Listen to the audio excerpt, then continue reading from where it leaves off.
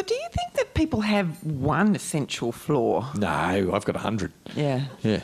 Yeah, because I mean, the thing that interests me is the way in which we all have these kind of deep contradictions, so that you will find that there is someone who is, doing very good work in the third world, or something's really horrible to their mum in Moorabbin, that sort of stuff. Yeah, no, yeah, absolutely. So when you're like, say you're just out about in your life and you're invited to a dinner party or something, are you I'm never invited to a dinner party. No, well, that's understandable. Yeah, but yeah. Say you were invited to a dinner party.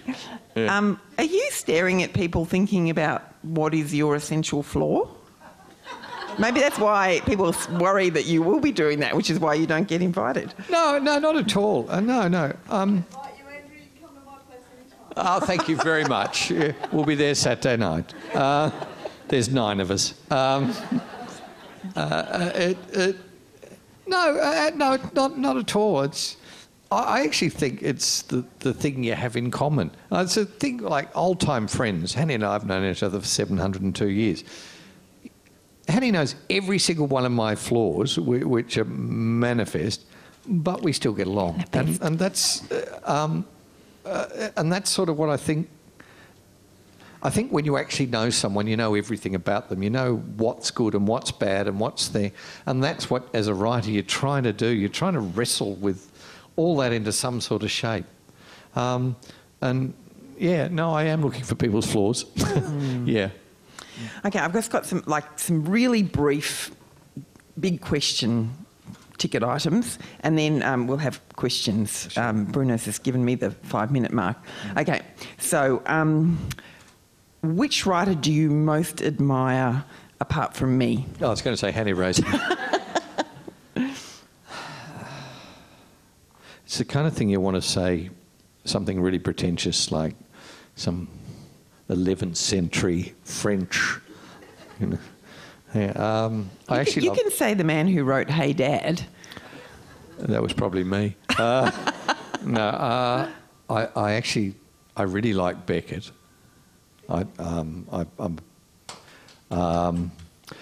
But film writing, you know who I really like, and it's not fashionable. I really like William Goldman. He wrote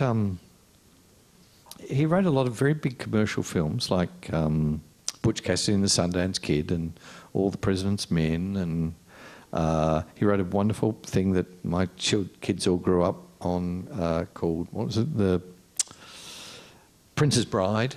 But he wrote it.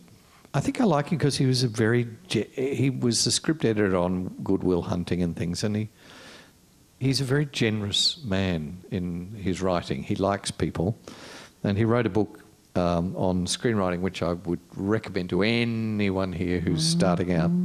And the first thing he says is, the first thing you need to know about the film industry is nobody knows nothing. But my all-time great favourite is Billy Wilder. Oh, yeah. I just love Billy Wilder because he had that ability to traverse major drama to very funny comedy.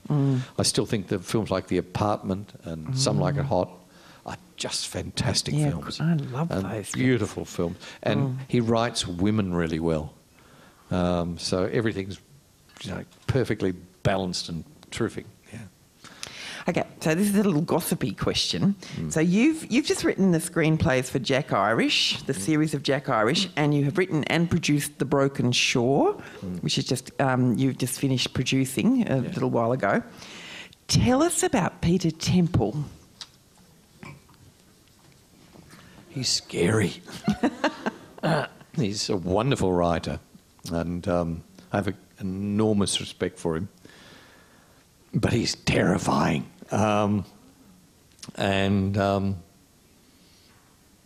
This is being recorded, so...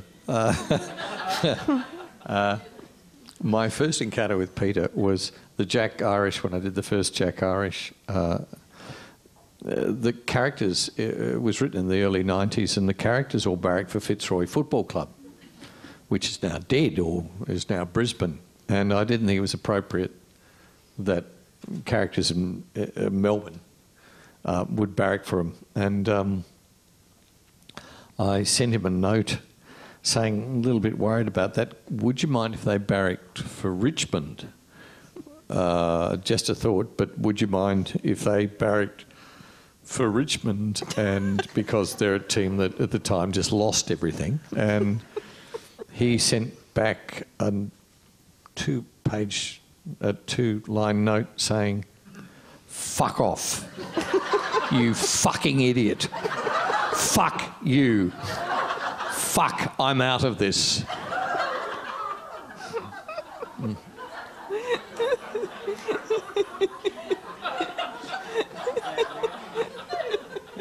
So I took that as a no. The truth is, I actually now have... he's a novelist, and he's a great novelist, and he owns his stuff. And if you're going to adapt it, adapting something is so different from writing a novel that the best single thing a writer can do is just move away, say, read my novel, watch that, I have not even seen it.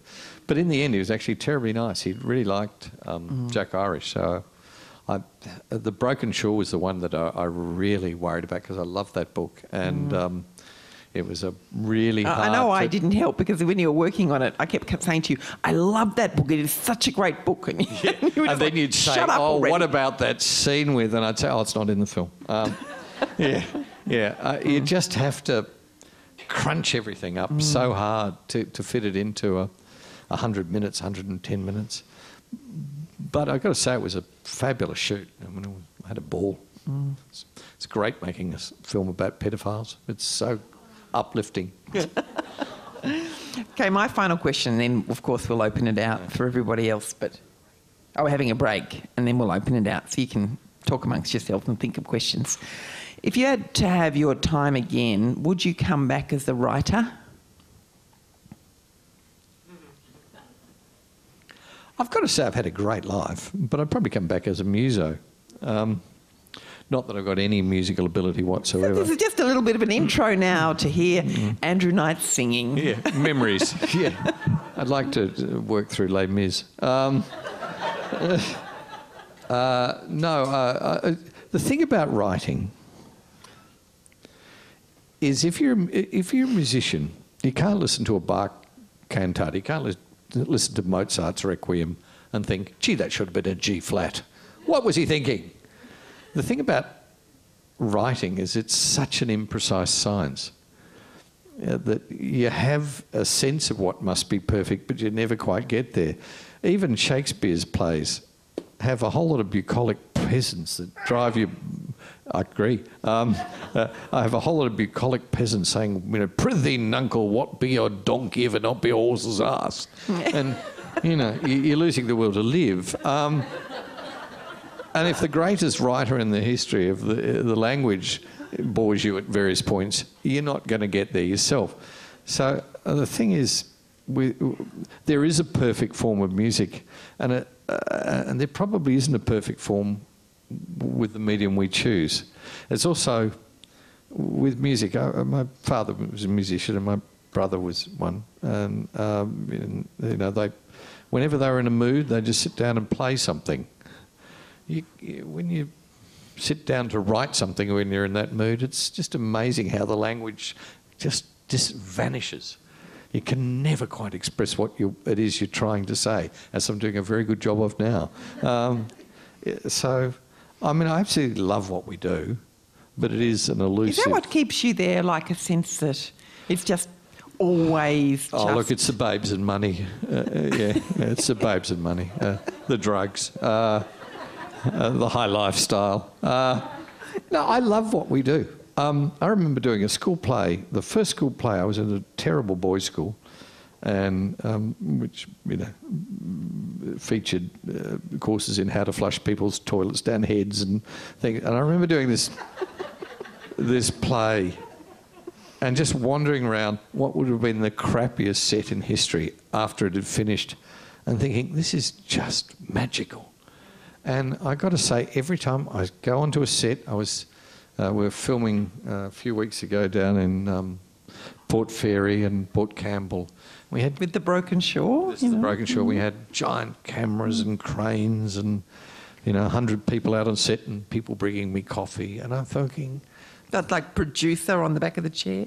Producer on the back of everything. I had everything, and I was thinking, it doesn't get much cooler than this. Yeah, it really doesn't.